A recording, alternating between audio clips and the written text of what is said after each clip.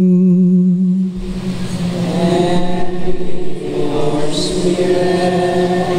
reading from the Holy Gospel according to Saint John.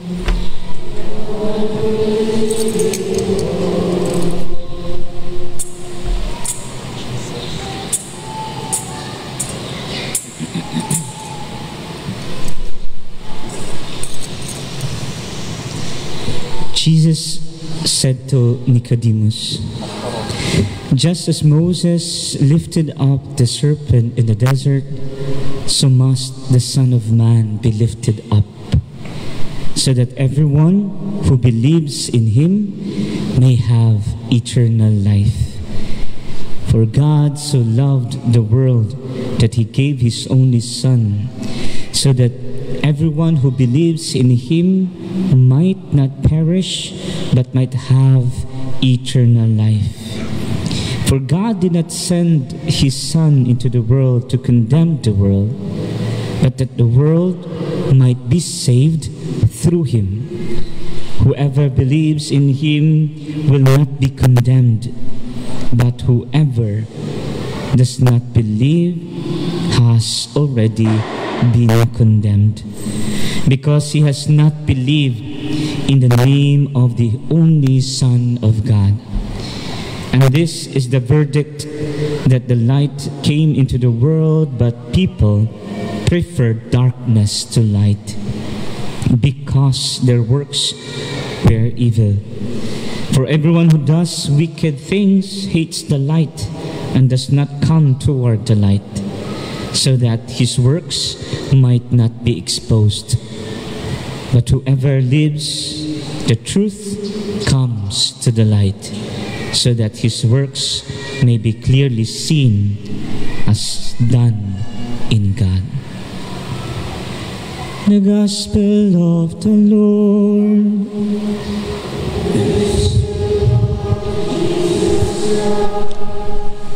Please be seated. In the name of the Father, and of the Son, and of the Holy Spirit. Amen. Praise be Jesus and Mary, now and forever. Amen. May buntag ka na itong tanan.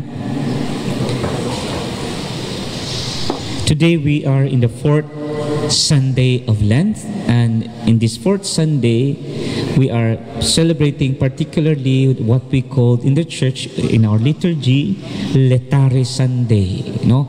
If kung Pasko kanang hapit na ang Kapaskuhan o adlaw na tawhan sa atong Ginoo, gitawag pud tog Gaudete, magsadya. Ug karon letare means pagsadya, nga haduol na ang atong kaluwasan, because we are trying to remember na ang kalipay nga atong madawat tungod kay giluwas na gayud kita sa atong Ginoo, sa atong mga sala. And that is exactly the theme, or mo ang tema karon sa fourth Sunday. In fact, the gospel sa atong nadungog, no, Jesus is trying to teach Nicodemus, usa ka Pariseo, nga diin buot niyang sabton ang mga gitagna mahitungod sa Mesiyas. O kay siya, nagtuo man gyud siya, he believes firmly that Christ Jesus our Lord is the Messiah, no? Nagtuo gyud siya nga si Kristo ang usa ka Mesiyas. Nga mo na, kay ang Mesiyas dili man lang mutudlo sa katawhan, kundi magdala usab og kaluwasan, salvation. And so giingnan siya ni Jesus, no, kay buot man yang sabton ang karaang kasabutan nganong adunay bag-ong kasabutan, kay si Jesus man gyud ang nagtudlo sa bag-ong kasabutan sa New Testament or the New Covenant. So ningon si Jesus, as Moses lifted up the serpent in the desert, so must the Son of Man be lifted up, so that everyone who believes in him may have eternal life. Sa ato pa ingon si Jesus ngadto kang Nicodemus nga samagod nga katong giisa o gibayaw sa Dios ang bitin nga tumbaga or bronze serpent dito sa kamingawan, mao po'y buhaton sa Dios Amahan sa bag-ong kasabutan. We have to contextualize sa atong sabton og maayo. Because remember, ang Old Testament or the Old Covenant is just a mere prefiguration or preparation para sa tinuod nga salvation o kaluwasan nga gidala sa Ginoo alang sa tibok kalibutan, dili lang sa katawhan sa Israel, not only for the people of Israel. So mo na itong sabto. So tanan nga nahitabo sa Old Covenant were just preparation, were just prefigures, and the reality is naa sa New Testament, or gitawag sa theology pa na is typology, images na naghatag og preparation para sa fulfillment sa salvation. And we know very well that Christ, ang atong Ginoong Hesukristo, mao'y fulfillment or katumanan sa karaang kasabutan. So kani atong sabton kay ningon man ang Ginoo dinhi nga sama sa usa ka bitin nga tumbaga, murag Jesus is trying to analyze or give us an analogy na siya ang anak sa tao ingon atuon pod nga iisa pod siya sama sa bitin nga tumbaga. Now what happened there? So flashback sa takadiyot, and let us read the book of Numbers chapter 21. Mao man ipanghitabo didto, no? Diya sa book of Numbers chapter 21, nakatulaging mga katawhan sa Israel, mga reklamador kaayo, where sila nga unta giluwas unta sila sa Ginoo from slavery sa Egyptians to freedom to serve the Lord, just like what we have heard in the first reading today, no? Nag-uol baya ang Ginoo diri sa book of Chronicles ningon, no? In those days all the princes of Judah, the priests and the people added infidelity to infidelity. So sa ato pa nga unta sila mag-faithful sa Ginoo, nagdungang-dungang silag mga dili ka matinud-anon sa Dios.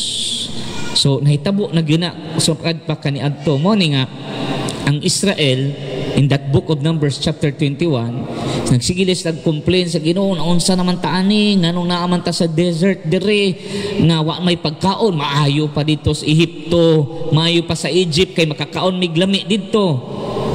And because of that nasuko ang Ginoo, mo to gipadalhan nila og kanang malalang bitin, no? Og daghang nangamatay nila tungod ni adto. And then they came to realize ang mga Israel nga uy nakasala mi sa Ginoo, Moses, kay nagsige mig yaw-yaw, nagsige mig reklamo, nagsige mig complain, tabangi mi nga maluoy untang Ginoo. So Moses intercede for the people, and then ang Ginoo ningon, hala sige, naluoy ko sa katawhan kay tungod ikaw nagpakaluoy nako. Hala paghimo og bronze serpent mo tong bitin nga tumbaga, kinsa tong makakita niini mamaayo. Kung nakabantay mo kanang sa mercury drug nga nay bitin nga ana, no, symbol of medicine, symbol of healing, no? So mo diha gikuha ang kana nga symbol, no, na makakita sila sa bitin, maayo sila. So therefore, as what I have said, prefiguration adto ta sa reality. So gi-compare ni Jesus siya nga sama siya sa usa ka bitin nga gilangsang sa krus. Uy, makaingon siguro ta bitin day ang atong Ginoo. Well, no.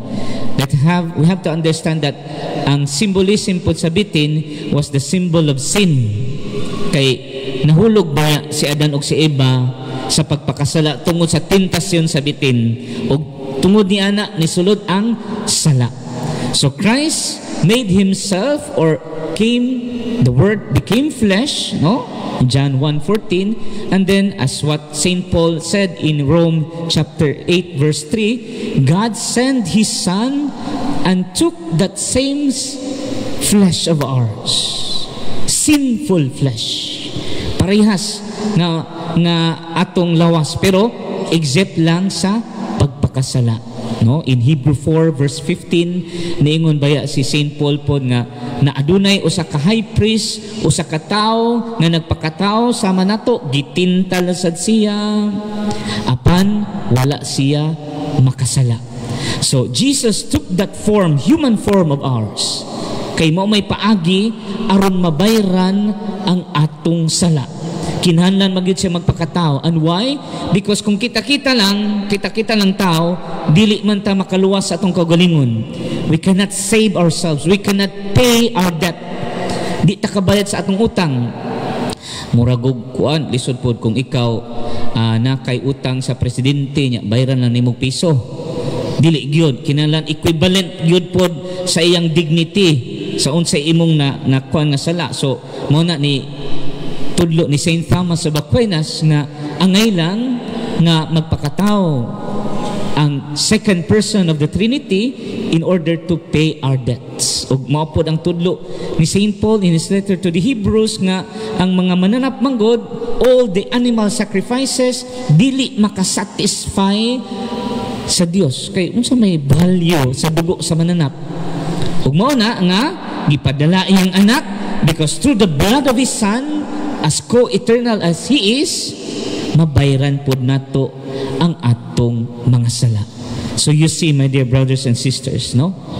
Unsa kita di ay kabililhon sa Dios nga iyang gisakripisyo ang iyang anak para kita maluwas. Sugmo ni nga kining pinaka-famous nga verse sa Bible, I do believe nga memorize po na ninyo, no? John 3:16, for God so loved the world that He gave His only Son, so that everyone who believes in Him may not perish but might have eternal life, no? So tungod sa dakong gugma sa Dios sa kalibutan, gihatag niya ang iyang anak.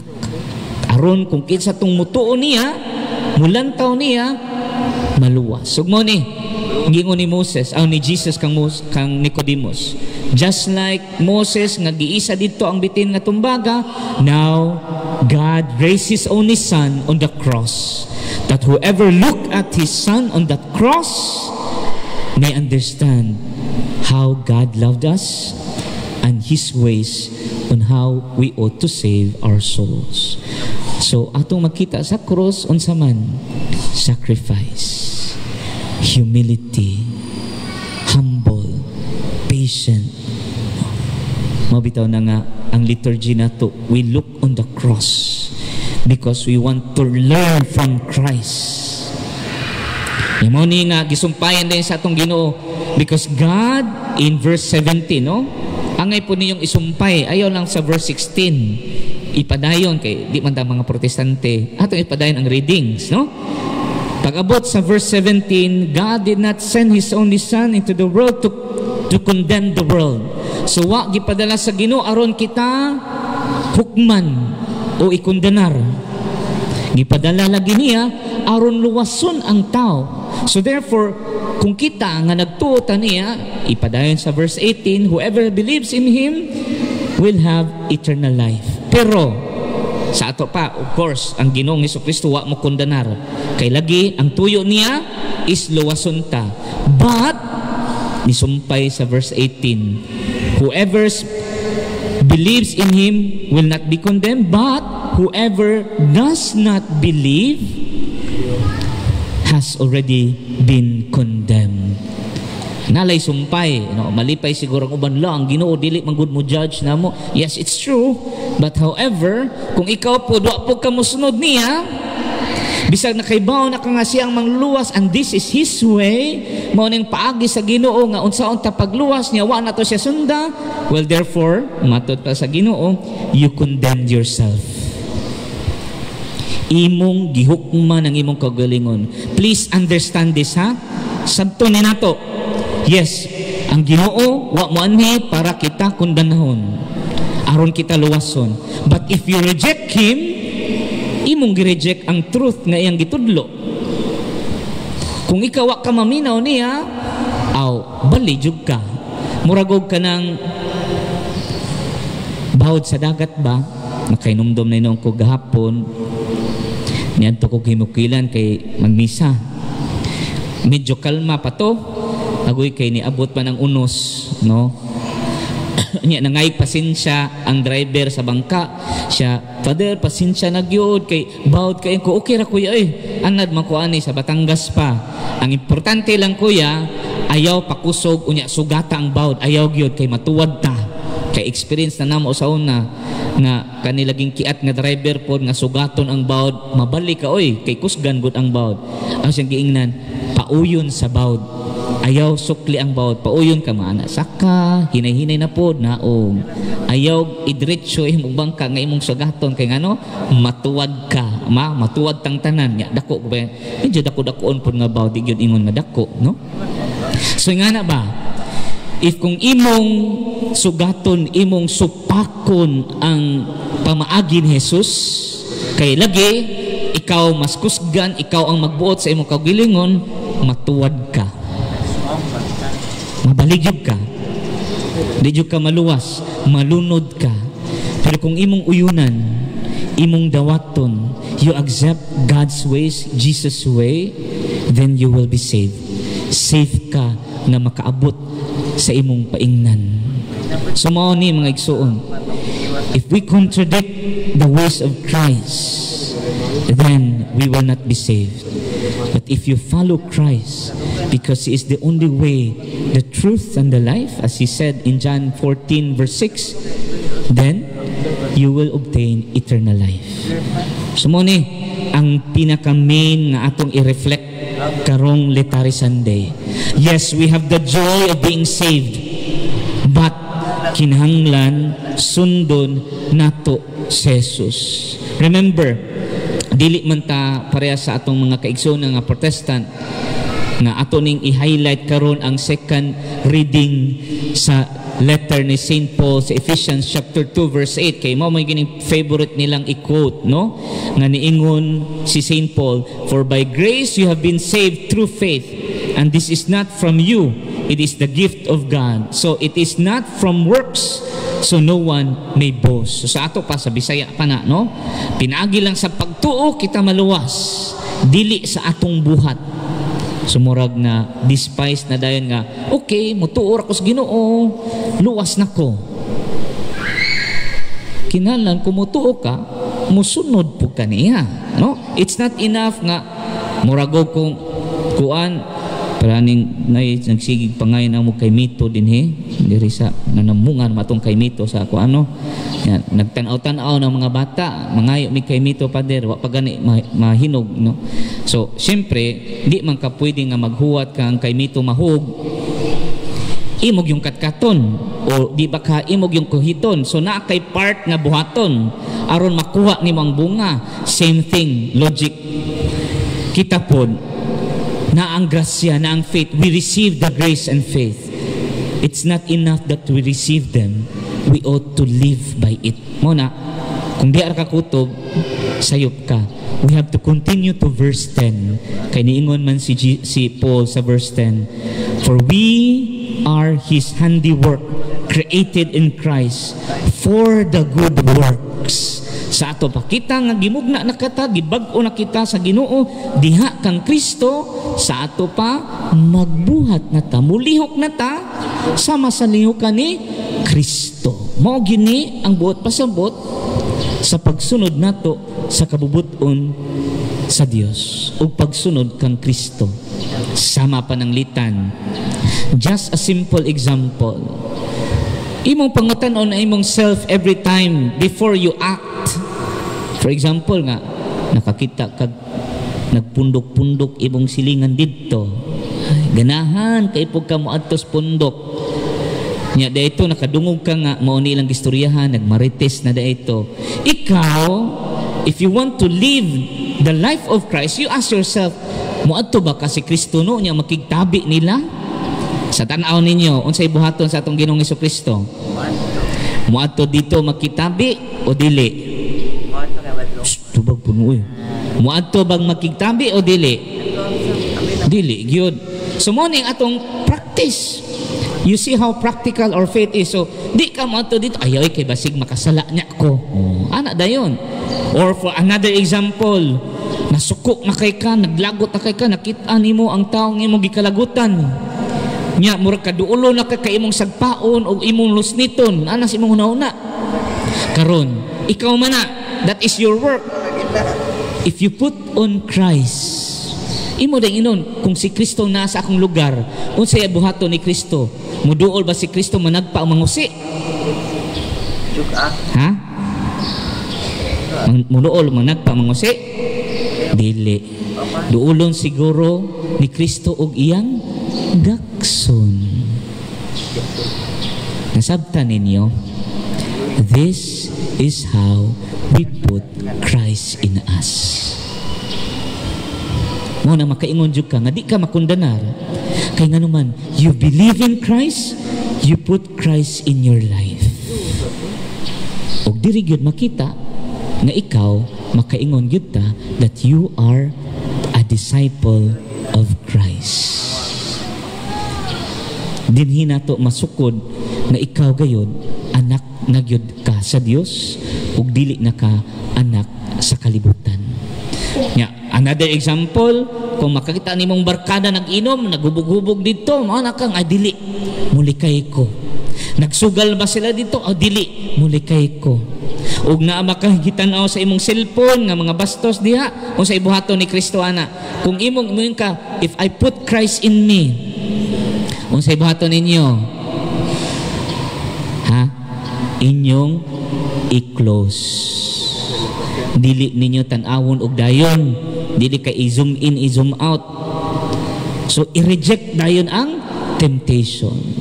So mo ni nga kita, if we are truly for Christ, then we reject sin and we follow Christ.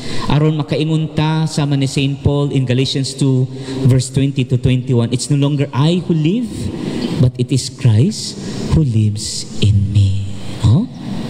Now, pangutana, kita karon, kumusta naman? Ato bagyong gipapuyo si Kristo sa atong kinabuhi. Makita bagayod ang batasan o kinaiya ni Jesus sa atong kinabuhi. So, napatay chance. And now, this is our chance. Muna itong higayon na atong i-practice ang giingon Jesus. Nga unta, sama sa paghigugma ni Jesus kanato, ato po siyang baslan o gugma. Sama sa pagsakripisyo ni Jesus alang kanato, ato pong isakripisyo ang atong kagalingon. Sama sa pagdumili ni Kristo sa iyang pagkadiyos, magdumili usab kita sa atong garbo. Ug sundon ta si Jesus. Agoron mas nindot ang atong pagsunod kang Jesus, maminaw kita ni Maria, ang inahan ni Jesus. Din siya nagsunod sa kinaiya ug batasan sa atong Ginoo. Atong hangyoon ang atong mahal nga inahan, mahinaot unta kita may sama sa iyang anak. Iha kitang tabangan nga ipaduol sa iyang anak aron imbes nga madawat nato ang hukom, instead of that we will be condemned by God, we will be saved because we indeed follow Christ. In the name of the Father, and of the Son, and of the Holy Spirit. Amen. Please all stand. Now let us renew our faith.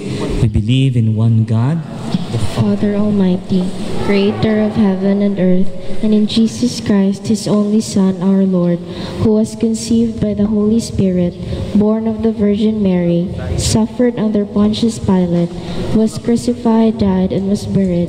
He descended into hell. On the third day he rose again from the dead. He ascended into heaven and is seated at the right hand of the